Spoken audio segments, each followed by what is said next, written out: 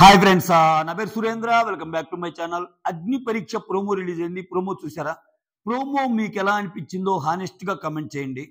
So ప్రోమోలో చాలా విషయాలు ఉన్నాయి మాట్లాడుకోవటానికి. సో ప్రోమోని రివ్యూ చేద్దాం. దానికంటే ముందు కొత్తగా ఉన్న మన ఛానల్ చూస్తుంటే ప్లీజ్ డూ సబ్స్క్రైబ్. అలానే ఒక లైక్ చేసి స్టార్ట్ చేయండి. సో లైక్ చేసి స్టార్ట్ చేస్తే వీడియోస్ ముందుకెళ్ళడానికి ఛాన్స్ ఉంటుంది. అలానే కొంచెం హైప్ కూడా ఇవ్వండి. ఓకే ఓకే హైప్ అనే ఆప్షన్ ఇంట్రడ్యూస్ చేశాడు.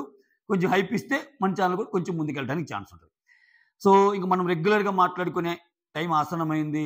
లాస్ట్ సీజన్లో నన్ను తిట్టుకున్న వాళ్ళు ఈ సీజన్లో కొంతమంది నచ్చవచ్చు, లాస్ట్ సీజన్లో కొంతమందికి నచ్చని వాళ్ళకి ఈ సీజన్లో నచ్చకపోవచ్చు, రకరకాలు జరుగుతాయి.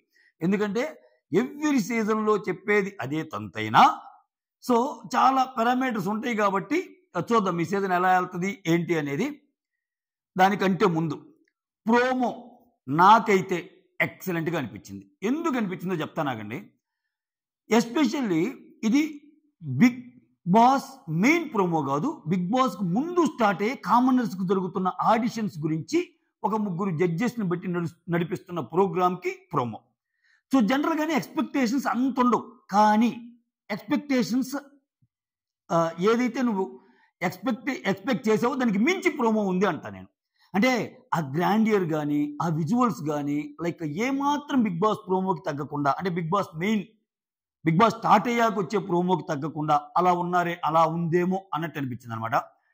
ఇంకొకటి ఏంటంటే నాకు ఆల్మోస్ట్ ప్రోమో చూస్తుంటే ఈసారి ముగ్గురు నలుగురు అని బయట ఏదో లీక్స్ వస్తున్నాయి, కానీ చాలా ఎక్కువ మంది గట్టిగానే ఉండేటట్టున్నారు. ఎందుకంటే అక్కడ క్లియర్గా తెలుస్తుంది, ఇంత సెటప్ పెట్టి ఇంత ప్రోగ్రామ్ పెట్టి ఇంతమందిని ఫిల్టర్ చేశాక ముగ్గురిని తీస్తే మజా ఉండదు. అది పెద్ద నెంబరే ఉండబోతుంది. సో అది షోకి తగ్గట్టు, షో సీజన్ 9 కాబట్టి 9 మంది కామెంటర్స్ని పెడతారా లేకపోతే ఒక 5-6 పెడతారా అనేది ఇంకా వేచి చూడాలి. మొత్తం ఎక్కువ మెంబర్స్ అయితే ఉంటారు. ముగ్గురు నలుగురితో అయితే ఆగేటట్లేదు, ఎక్కువ మెంబర్సే ఉంటారు. ఓకే, ఇక ప్రోమోకి వస్తే ప్రోమో చాలా ఫ్రెష్నెస్తో కూడుకున్నది ఉంది బిగ్ బాస్ అగ్ని పరీక్ష ప్రోమో.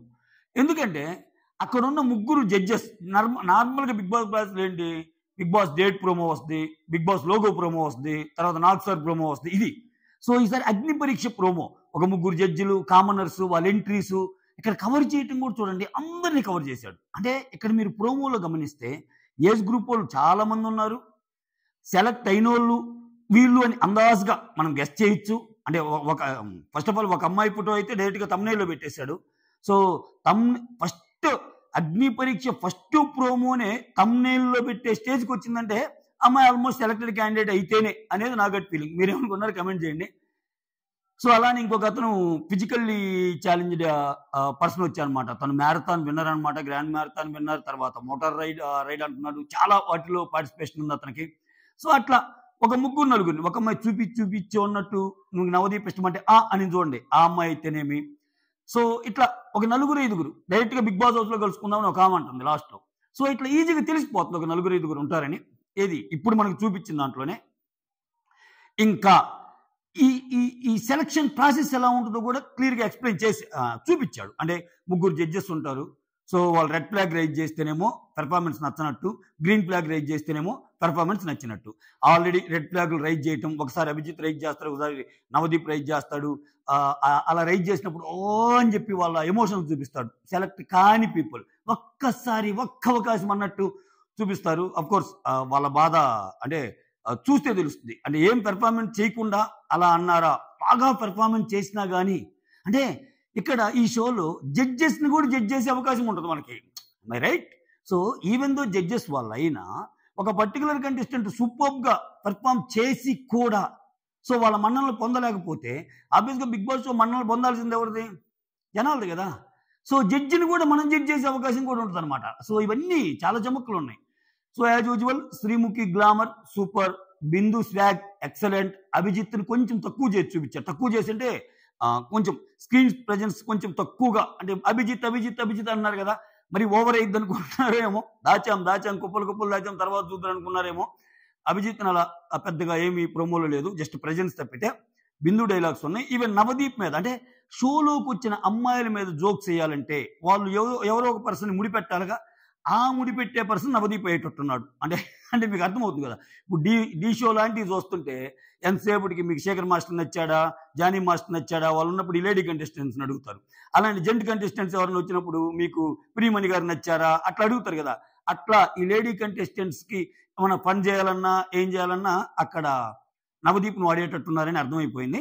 యెస్. ఇక్కడ ఇంకా ప్రోమోని రివ్యూ చేయాల్సొస్తే starting okay. Big before the biggest అని వచ్చింది. అంటే బిగ్గెస్ట్ అంటే బిగ్ బాస్ సీజన్ 9, బిగ్ అంటే అగ్ని పరీక్ష. బిగ్ బిఫోర్ ది బిగ్గెస్ట్ అంటే బిగ్ బాస్ సీజన్ 9 వచ్చే బిగ్గెస్ట్ ముందు వస్తున్న బిగ్ ఏంటంటే అగ్ని పరీక్ష అన్నట్టు చెప్పాడు. 3 గ్రాండ్ మాస్టర్స్ అని ఇంట్రడ్యూస్ చేశాడు వాళ్ళ ముగ్గురిని. తర్వాత 45 రా రెబల్స్ అంటే అక్కడ జడ్జ్ అయిపోయేది వాళ్ళు 45. ఆ ఫైనల్గా 45 మెంబర్స్ నుంచి ఒక 15 మెంబర్స్ని తీసుకుంటాడు. అది మనం ఎపిసోడ్స్ వైజ్గా చూస్తాము. ఆ తర్వాత శ్రీముఖి డైలాగ్ ఒకటి పెట్టాడు. ఏమని పెట్టాడు? అక్కడ నిలవాలన్నా గెలవాలన్నా ప్రజల అభిమానం చాలా ముఖ్యమన్నాడు. అంటే నీకు తెలిసిందే, ప్రజల అభిమానం అంటే నువ్వు ఎంతమందిని ఆకర్షించి, నువ్వు ఎంతమందికి చేరువయ్యి, నీకు ఎంతమంది ఓట్స్ వేస్తారు, అప్పుడు మాత్రమే నువ్వు ఉండగలవు అనే బేసిక్ థీమ్ని శ్రీముఖితో చెప్పించారనమాట. తర్వాత బిందు మాధవి బీబీ షో అనేది బీబీ షోకి వెళ్ళక ముందే మీకు ఒక ఓట్ బ్యాంక్ ఏర్పడుతుంది చూసారా, అది సూపర్ అన్నట్టు చెప్పారనమాట. ఇది చెప్పారు అంటాం కంటే ఇది చెప్పించారు అంటాం కరెక్ట్. ఎందుకంటే ఈ షో అనేది శ్రీముఖికి కొన్ని డైలాగులున్నా, బిందుకి కొన్ని డైలాగులున్నా, జడ్జిమెంట్ల పరంగా వాళ్ళు ఓన్ డైలాగ్స్ వాళ్ళు ఉన్నా, ఎంట్రీ సీన్స్ అప్పుడు కొన్ని డైలాగులు ఏం చెప్పాలి అనేది స్క్రిప్ట్ ఉంటుంది. సో ఇప్పుడు బిగ్ బాస్ వాళ్ళు ఏమనుకుంటారు, సో బయటికి ఒక మెసేజ్ వెళ్ళాలి. ఏం వెళ్ళాలి? బిగ్ బాస్ షోకి వెళ్ళక ముందే మీకు ఒక ఓట్ బ్యాంక్ రెడీ అవుతుంది, ఆలోచించుకోండి, ఇది బిగ్గెస్ట్ ఆపర్చునిటీ అని చాలా మంచి విషయం. ఒకవేళ వాళ్ళు మర్చిపోయినా ఇది చెప్పమ్మా బిందు అంటారు. సో సో అక్కడ బిందు చెప్పారా లేకపోతే వాళ్ళు చెప్పించారా అనేదానికంటే మొత్తానికైతే ఆ లైన్ని రిప్రజెంట్ చేయటం ద్వారా కామనర్స్కి ఒక అడ్వాంటేజ్ అయితే ఉంది. కామనర్స్కి మీరు అక్కడికి వెళ్ళాక జనాలకి దగ్గరయ్యేదానికంటే కొంచెం ముందుగానే దగ్గర అవుతున్నారు. మీ యొక్క అంటే ఇది మంచి అవకాశం, మీరు మంచిగా యూజ్ చేసుకుంటే మంచిగా దగ్గర అవుతారు, ఇంకా మంచిగా దగ్గర అవుతారు. మొత్తానికి మీరు జనాల్లోకి తెలియటానికి షో స్టార్ట్ అవ్వకముందే మీకు తెలిసే అవకాశం అయితే మీరు అగ్ని పరీక్ష ద్వారా మీరు సంపాదించుకున్నారు అని చెప్పడం ఆ లైన్ ఉద్దేశం.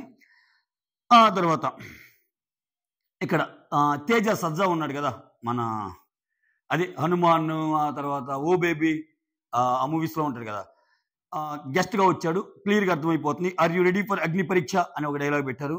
ఆ తర్వాత బిందు మాది ఒక అమ్మాయిని రిలేషన్షిప్ స్టేటస్ అడిగితే ఆ అమ్మాయి ఉంటే నేను ఆడ నవదీప్ని అంటది. అంటే నవదీప్ రిలేషన్ స్టేటస్ మనకి తెలుసు కదా, నవదీప్ బయట చాలా పని చేస్తుంటాడు. పెళ్లి గురించి కానీ ఇవన్నీ మేము వచ్చినప్పుడు ఎందుకురా నా పెళ్లితోటి మీకు ఎందుకురా అని మీమ్స్ వస్తూ ఉంటాయి కదా. సో నేను ఆడ నవదీప్ని అని చెప్పటం వల్ల సో రిలేషన్షిప్ స్టేటస్ నేను నవదీప్ లాగానే అని చెప్పే ప్రయత్నం చేసినట్టుంది ఆ అమ్మాయి. అదే తమ్నేల్ మీద ఎవరైతే ఉన్నారో ఆ అమ్మాయి శ్వేతా శెట్టి ఎవరు అంటే పేరు. ఆ తర్వాత నవదీప్ ఓకేనా మీకు అని శ్రీముఖి అడిగి, శ్రీముఖి ఇటువంటి పంచెస్ బాగా వస్తాయి. శ్రీముఖి ఏంటంటే ఆ అమ్మాయిల్ని అబ్బాయిల్ని కలిపి మాట్లాడటంలో ఏమో దిట్ట అనమాట. మనం చాలా షోస్ చూస్తూ ఉంటాం. నీకు నవదీప్ ఓకేనా అంటే ఆ అమ్మాయి దేనికి అంటది. ఆ షార్ట్ కానీ మీరు చూస్తే చాలా క్యూట్ అనిపించింది నాకు. నవదీప్ మీకు ఓకేనా అంటే దేనికి అంటారు చూసారా.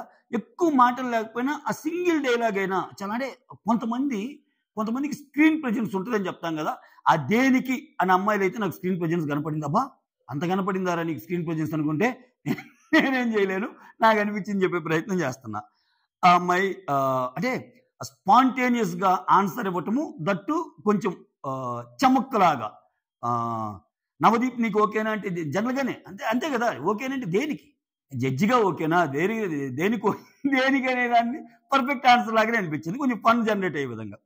ఆ తర్వాత ఇంకొక కంటెస్టెంట్ ఎవరు వచ్చి సాయి పిల్లవి, శ్రీలీల, ఆ తర్వాత దివ్య నిఖిత అంటుంది. అంటే చెప్పకనే చెప్పింది ఆమె పేరు, దివ్య నిఖిత అనేది ఆమె పేరు. సో వాళ్ళిద్దరి తర్వాత నేను అంత ఆమెనే అంటే సాయి పల్లవి దేనికి ఫేమస్, న్యాచురల్గా ఉండేదానికి. శ్రీలీల న్యాచురల్ కూడా కాదు. ఇంకో కామన్ ఏంటంటే వీళ్ళిద్దరు డాన్సర్స్, మర్చిపోయారు. సాయి పల్లవి శ్రీలీల డాన్సర్స్ కాబట్టి ఏమో కూడా ఏమన్నా మంచి డాన్సింగ్ స్టార్ ఏమో చూడాలి. ఆ తర్వాత ఒక మిడిల్ ఏజ్డ్ ఆమె వస్తుందన్నమాట. ఆమె వచ్చి క్లియర్‌గా చెప్తది. నాకు ఏసీ లేకపోయినా పర్లా, ఏది పెట్టినా తింటా, ఏమి లేకపోయినా పర్లా, ఎక్కడైనా పనుకుంటా. కానీ ఎలిమినేట్ చేయాలని చూస్తే మాత్రం తాట తీస్తా అన్నట్టు చెబుతుంది. సో, ఎలిమినేషన్ అనేది కంపల్సరీ జరిగే ప్రాసెస్. ఎలిమినేట్ చేస్తే తాట తీస్తా అంటే నువ్వు ముందుగానే నన్నుంచు అన్నట్టనమాట. సో, నేనైతే ఒకటి చెప్పాలనుకుంటున్నాను ఈ రివ్యూలో భాగంగానే. ఇప్పుడు కావాలని ఇప్పుడు ఒక 55 ఏళ్ళు, 60 ఏళ్ళు ఒకరిని పెడితే ఆ సెట్ ఆఫ్ పీపుల్ చూసేవాళ్ళు ఒకరుంటారు. పెర్ఫార్మెన్స్ ఎట్లా ఉన్నా బలవంతంగా ఉంచుదాము అనేది వద్దు. ఇవి చాలా చూసాం మనం. అంటే గంగవ్వ లాంటి వాళ్ళని చాలా మందిని చూసాం. మళ్ళా సేమ్ రిపీట్. అంటే నిజంగా గాని తోపోయి, నిజంగా గాని పెర్ఫార్మెన్స్ ఇచ్చి, నిజంగా గాని ఉంటే ఉంచొచ్చు. అంతేగాని మనం ఏదో క్రియేట్ చేయాలి. అంటే బిగ్ బాస్ సీజన్ 9లో 60 ఏళ్ళ ఒక ఆమె ఉంది, 55 ఏళ్ళు ఒక ఆమె ఉంది, 65 ఏళ్ళు ఒక ఆమె ఉంది. ఆ పేరు కోసం అయితే వద్దు. ఆ పేరు కోసం చేసినప్పుడు షో పాడైపోద్ది. నిజంగా వాళ్ళ నుంచి కంటెంట్ వస్తుందా ఉంచు, లేకపోతే తీసేయి. అది పెద్దోళ్ళైనా చిన్నోళ్ళైనా. ఇదైతే నేను సిన్సియర్‌గా చెప్పదలుచుకున్నా. ఆ తర్వాత ఇంకొక అతను వస్తాడు. నేను కూల్ డ్రింక్‌లా ఉండను, కషాయంలాగా ఉంటా అంటాడు. అంటే నేను కూల్ డ్రింక్ లాగా సాఫ్ట్ కాదు, కొంచెం చేదుగా ఉంటా. కషాయం అంటే దేన్ని డినోట్ చేస్తుంది? నేను కఠినంగా ఉంటా, నేను అందరిలాగా కాదు, తప్పును తప్పుగా చెప్తా, ఉప్పును ఉప్పుగా చెప్తా అని ఉంటారు కదా కొంతమంది. సో, అట్లుంటాను అన్నట్టు చెప్పే ప్రయత్నం చేస్తాడు. అంటే అతని యొక్క వ్యక్తిత్వాన్ని ఆ ఒక్క డైలాగ్ ద్వారా చెప్పే ప్రయత్నం చేస్తాడు. అయితే నువ్వు కషాయం కాదు, విషంలాగా అనిపించావని బిందు మాధవ్ అంటది. ఆ మాట ఎందుకంది ఏంటి అనేది చూద్దాం. దీంట్లో చాలా చమక్కులు ఉంటాయి ఎడిటింగ్‌లో. ఇప్పుడు నువ్వు కషాయం లాగా ఉంటా అనగానే నువ్వు విషం అని నాకు అనిపిస్తుందంటే అసలు ఏం పెర్ఫార్మెన్స్ చేయకుండానే బిందు మాధవ్‌కి విషం అని ఎందుకు అనిపించింది అనే క్వశ్చన్ మనకు వస్తుంది. అలా కాకుండా నేను కూల్ డ్రింక్ లాగా కాదు, కషాయం లాగానే ఉంటా ఆయన అని, ఆ తర్వాత ఆయన స్కిట్టో లేకపోతే ఆయన డైలాగో లేకపోతే ఆయన పెర్ఫార్మెన్స్ అయిపోయాక నువ్వేదో కషాయం అన్నావు కానీ నువ్వు విషం లాగా ఉంటావు అని బిందు మాధవ్ అంటే సింక్ అయింది. సో, అది చూడాలి. దాని తర్వాత Abhijit and Navdeep red flags ఇస్తారు. రెడ్ ఫ్లాగ్స్ ఇవ్వగానే అట్లా పరిగెత్తుకుంటా వచ్చి చూపిస్తాడు. ఒక అబ్బాయి అయితేనేమో అన్నట్టు ఉంటాడు, వెనకేమో తెలుసుగా అని ఎక్స్ప్రెషన్ ఇచ్చినప్పుడు రెడ్ అంతా చూపిస్తాడు అనమాట. అంటే ఎలిమినేటెడ్, అంటే ఈ జోన్ నుంచి ఇప్పుడు ఏదైతే 45 రా మెంబర్స్ అనేది చెప్పారో వాళ్ళ నుంచి ఎలిమినేట్ అయినట్టుగా మనకి క్లియర్గా తెలుస్తుంది అనమాట. ఆ తర్వాత ఎప్పటి నుంచో నానుతున్న బయట సోషల్ మీడియాలో బాగా నానిన పర్సన్ అతను వస్తాడు. నేను ఫోటోగ్రాఫర్ని, బైక్ రైడర్ని, travelling, motorcycle rider, great marathon runner, 21 kilometres runner, ఇన్ని చెప్తాడు. ఇన్ని చెప్పాక తను ఫిజికల్లీ ఛాలెంజ్ చెప్తాడు అనమాట. సో, తను చూపించారు. ఆయనది వచ్చినప్పుడు నానే అంటే ఒకటి వదిలాడు అనమాట. ఒక ఎలివేషన్ లాగా అనిపించింది నాకు. ఆబ్వియస్లీ అది పెట్టడానికి రీజన్ ఏంటంటే ఇతను ఇన్నున్నా, అంటే అన్నీ బాగున్న మనమే చాలా చేయలేము. అన్నీ బాగున్న మనమే 5 కిలోమీటర్స్ మ్యారథాన్ చేయమంటే రొప్పుతాము. సో, అతను ఇన్ని పెట్టుకొని ఫిజికల్లీ ఛాలెంజ్ పీపుల్ అయినా సరే అటు మ్యారథాన్లో 21 కిలోమీటర్స్ రన్నర్ అంటున్నాడు, ట్రావెలింగ్ చేస్తున్నాడు, ఫోటోగ్రఫీ చేస్తున్నాడు, బైక్ రైడర్ అంటున్నాడు. ఇన్ని కదా, ఇంత మల్టీ స్కిల్స్ ఉన్న పర్సన్కి ఆ మ్యూజిక్ కొట్టడం సబబే అనిపించింది. ఇంకా దాని మీద మనమేం ఏకలు బేకబడలేదు, కోడిగుడ్డి మీద ఏకలు బేకబడలేదు. తర్వాత గేమ్లోకి వచ్చి ఆయన పదే దాన్ని అస్త్రంగా వాడుకోవాలని చూసినప్పుడు ఆబ్వియస్గా జనాలకు నచ్చకపోవడం అనేది దాని మీద ఉంటుంది. ఆ తర్వాత ఇంకొక అమ్మాయి వచ్చి డైరెక్ట్గా బీబీ హౌస్లో కలుసుకుందామని ఆమెనింది. దాంతో ఎండ్ అయిపోయింది అనమాట. అయితే ఇక్కడ ఈ ఫోటోగ్రాఫరు, బైక్ రైడరు, ట్రావెలింగ్ ఈ చెప్పిన అతను నేను వీటన్నిటితో పాటు నేను ఫిజికల్లీ హ్యాండిక్యాప్ను అనేది ఈ ప్రోమోలో కట్ చేయకుండా డైరెక్ట్గా షోలో చూపిస్తే బాగుండేదేమో అని నాకు అనిపించింది. నా పర్సనల్ ఇంకొంచెం మజా వచ్చేదేమో. కానీ వాళ్ళు అలా చేయటానికి రీజన్ ఏంటంటే ఈ లీక్స్ పేరు మీద వచ్చే అందరి గురించి చాలా ఆల్మోస్ట్ తెలిసిపోతుంది బిగ్ బాస్ లవర్స్కి. ఒక ఆయన అంట, ఆయన ఫోటోగ్రాఫర్ అంట, ట్రావెలర్ అంట, బైక్ రైడర్ అంట, ఆయన ఆల్రెడీ ఫిజికల్లీ ఛాలెంజ్డ్ అంట అని చెప్పి మొత్తం అప్డేట్స్ వచ్చేసాక బిగ్ బాస్ వాళ్ళు దాన్ని హైడ్ చేసినా ఏముండదు కదా. బిగ్ బాస్ వాళ్ళు ప్రోమోలో నేను ఇది అని చెప్పాక ఆ తర్వాత మెయిన్ షో చూసేటప్పుడు ఆయన ఫిజికల్లీ ఛాలెంజ్డ్ అని వస్తే ఇంకొక స్టెప్ కొత్తదనం ఉండేది. మనకి ఎన్ని తెలిసినప్పుడు ఏముంటుంది కొత్తదనం, ఆల్రెడీ లీక్లు అనేవి వచ్చేసినాయిగా. సో, ఇంకంతే, మనం ఎన్ని మాట్లాడుకున్నా ఆగవు, అవి వస్తానే ఉంటాయి. ఇది ప్రోమో. మీకు జెన్యూన్గా ఎలా అనిపించిందో కమెంట్ చేయండి. సో, ముందు చాలా మాట్లాడుకున్నాం. That's all. Thank you so much. Signing off, me Surender.